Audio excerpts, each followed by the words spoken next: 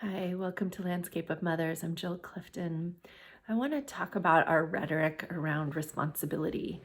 So I feel like often when we're raising teens, we use this thing of like we want them to be responsible, but what do we really mean when we say that?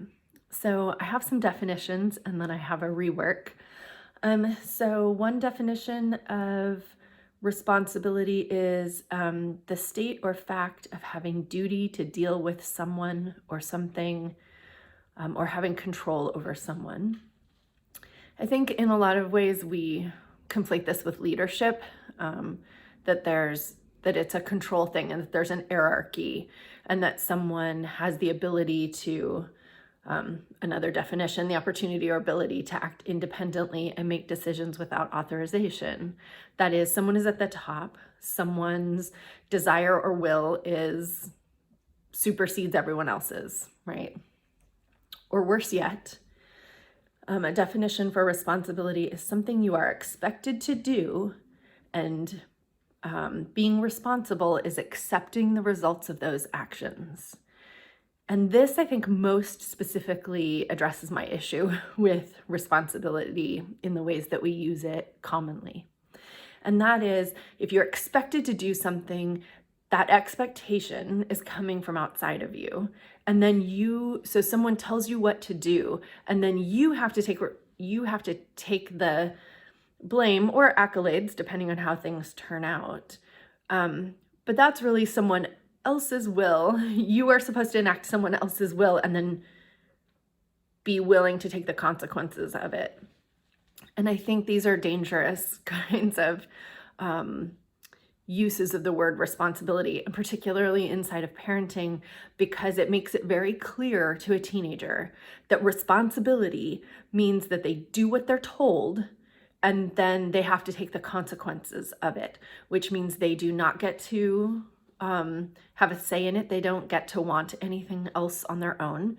They don't get to intend to do anything else. So they don't get that ability to, desire or set a plan for anything. They don't get a chance to decide. And so all of those skills around knowing what we want, knowing how to form a plan, knowing how to take other situations or people or conditions into account, all of that gets superseded. And responsibility means you do what I tell you to do, and then you take the consequences. And that creates an hierarchy inside of a family that very clearly tells the child that they're on the bottom.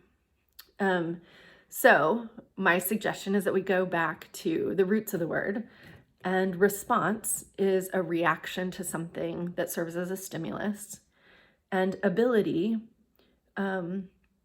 is the possession of the means or skill to do something. So that is that there's a talent or a skill or a proficiency in that area in terms of responding to this particular stimulus.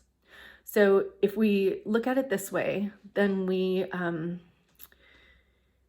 consider the person's developmental stage, but also their internal capacity on a given day. Then what would this new kind of responsibility look like? Where responsibility means a reaction to a stimulus with the skill or means of addressing it. And if we pointed out people's responsibilities in that realm and we took more into account what they were capable of, we might get much better results than when we demand that someone take on our own expectations and then accept the consequences.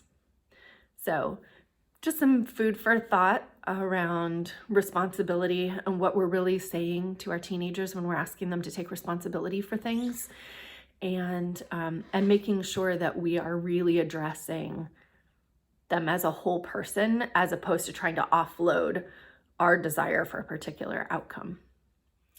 So not necessarily an easy one to swallow or an easy one to do, especially because we have so many people around us using responsibility as a virtue, and yet what it requires is that we give up ourselves in order to do it, and then we take on effects and things that really aren't ours to hold. So anyway, some food for thought. I would be curious to find out what teenagers think of redefining responsibility. I'm going to ask my own and see what they say. Thanks.